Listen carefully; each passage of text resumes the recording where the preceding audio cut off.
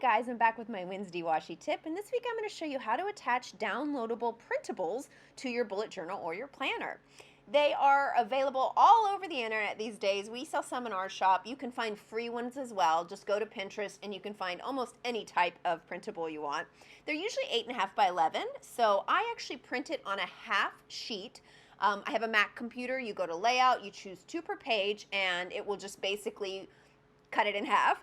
And then I took a piece of paper out of an old journal and I just lay it right on top, and I use my handy dandy little cutter here so that I can get an exact match. And as you can see here, it lays in perfectly in my bullet journal. Now, this is a great hack when you just don't have time to grid out all your lines, or maybe on a habit tracker where you have a ton of things that you have to check off and write out. And so, of course, I'm going to use my favorite tool, my washi tape, to attach it.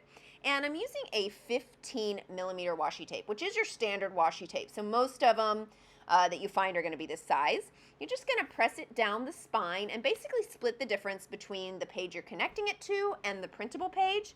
And then you're going to carefully cut a clean line on the edges. You can use scissors here. I personally like the X-Acto. Once you get the hang of it, it's so much easier to use. It's just a little daunting at first, so you can use scissors. And then you're just going to flip the page, and you're going to want to press down just to make sure the washi has adhered very cleanly.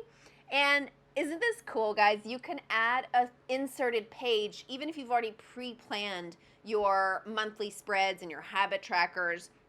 And you could continue like this. You could write on that back of the page, but I personally like to add another printable on the back because printer paper is a little bit thinner than your planner paper. Obviously, if you were writing with color or marker on the back side, that's going to show through. So I'm just attaching it the exact same way as I did before. And as always, washi is a great way also to add color and pattern to your spreads. Most printables are in black and white because ink is expensive, and this is just a way you can also decorate the page and just make it more interesting and blend it into whatever design or theme you have done for your monthly spread. How cool! So again, you could leave it like this. You could write on the insides if you're using pen. I personally don't like to do that.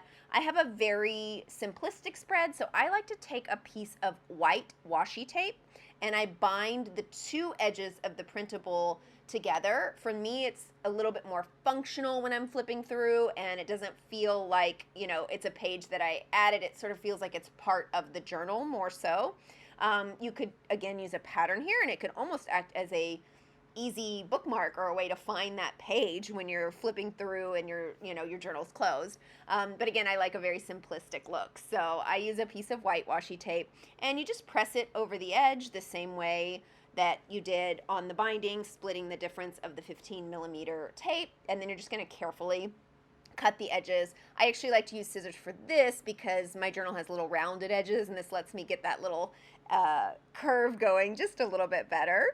And just like that, guys, you can insert a printable anywhere in your spread. I love this tip. I think it is so cool.